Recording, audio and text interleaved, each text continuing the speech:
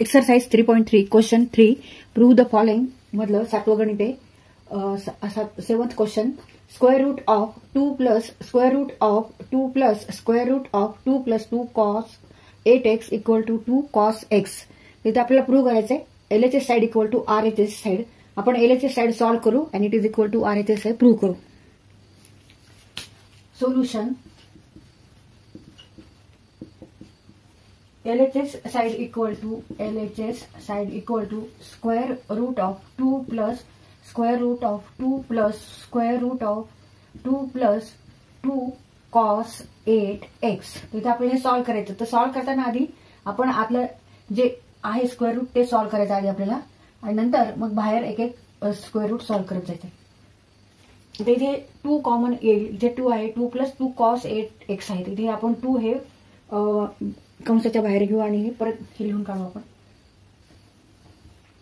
2 plus 2 in bracket 1 plus cos 8x। आता इथे आपल्याला हा फॉर्म्युला वापरायचा आहे 1 plus cos theta equal to 2 cos square theta upon 2। Here theta is 8x, therefore theta upon 2 means 8x upon 2 equal to 4x। 1 plus cos 8x equal to 2 cos square 4x। 2 into 1 plus cot x equal to 2 cos square 4x into 2 cos square 4x। इथे 2 into 2 4 हे जर square रूटच्या बाहेर आपण घेतले ते फक्त 2 येणार आहे। Square root of 4 means 2, square root of 2 into 2 in square root of 4 equal to 2 and square root of cos square 4x equal to cos 4x। हा स्क्वेअर रूट इथे निघून जाईल। तर हे स्क्वेअर रूटच्या बाहेर आपण या टर्म्स घेऊ 2 cos 4x 2 प्लस आता इथे परत कंसाच्या बाहेर 2 घेऊ 2 1 प्लस cos 4x। तर परत इथे आपल्याला हा फॉर्म्युला वापरायचा आहे 1 plus cos 4x। Here theta equal to 4x, therefore theta upon 2 means 4x upon 2 means 2x। 1 plus cos 4x equal to 2 cos square 2x। 2 into 2 cos square 2x। 2 into 2 means 4 cos square 2x। आपण एवढं solve करतो इथे equal to 2 cos 2x। Square root of 4 equal to 2 square root of cos square 2x equal to cos 2x।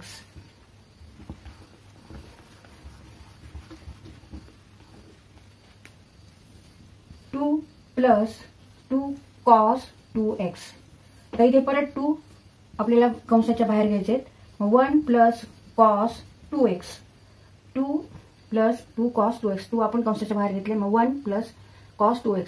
तर इथे 1 plus cos 2x ला परत हाच formula वापरायचा 1 plus cos theta. 1 plus cos theta equal to 2 cos square theta upon 2। Here theta is 2x, therefore theta upon 2 is 2x divided by 2 means x। 1 plus cos 2x means 2 cos square x। 1 plus cos 2x equal to 2 cos square x। इथे हे square root आहे, square root घ्यायचे आपल्याला 2 into 2 4। मग square root of 4 is 2 and square root of cos square x is cos x and it is equal to RHS। therefore LHS equal to RHS। तर इथे आपला हा क्वेश्चन सॉल्व करून झालेला आहे आणि आपण प्रत्येक वेळेस हाच फॉर्म्युला वापरला इथे 1 plus cos theta equal to 2 cos square theta upon 2।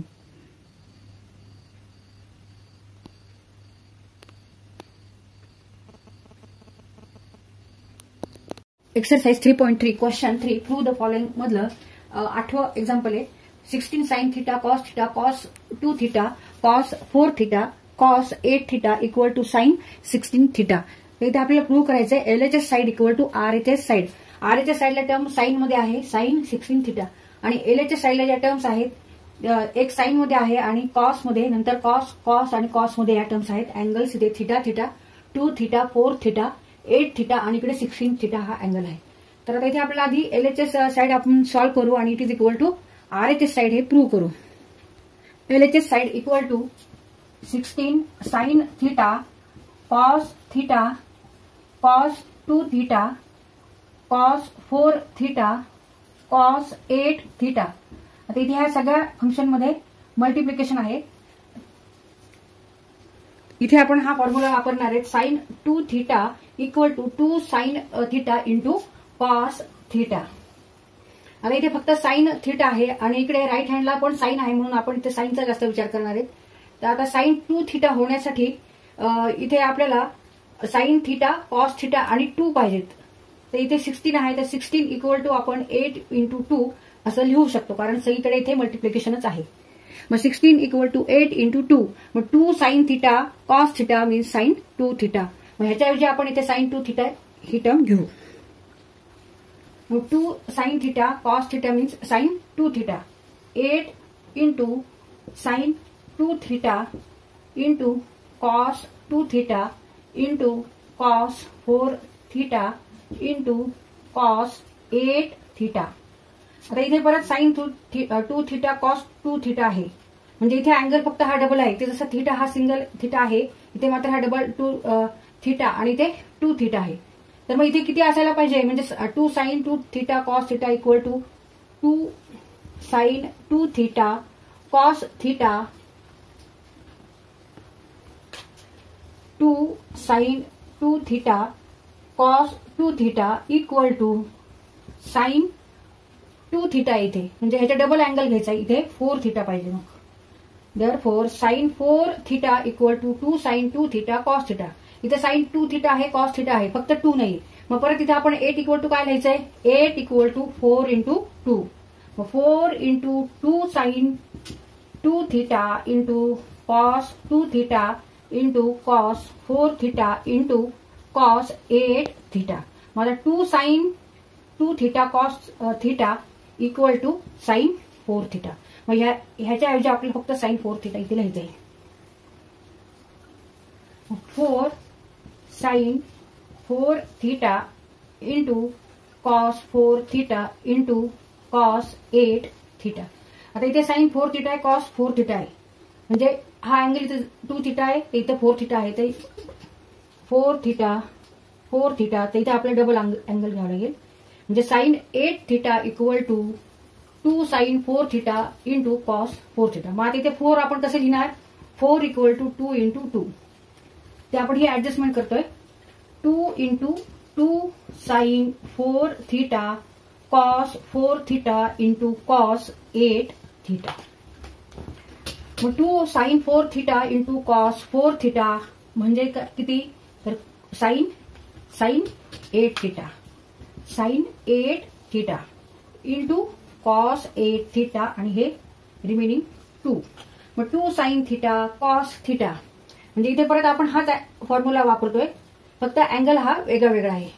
इथे थीटाच्या ऐवजी अँगल किती आहे 8 थीटा इथे थीटाच्या ऐवजी 8 थीटा आणि इथे 2 थीटा त्याच्याऐवजी आपल्याला लिहायचे म्हणजे 2 sine 8 theta into cos theta means sine 16 theta sine 16 theta.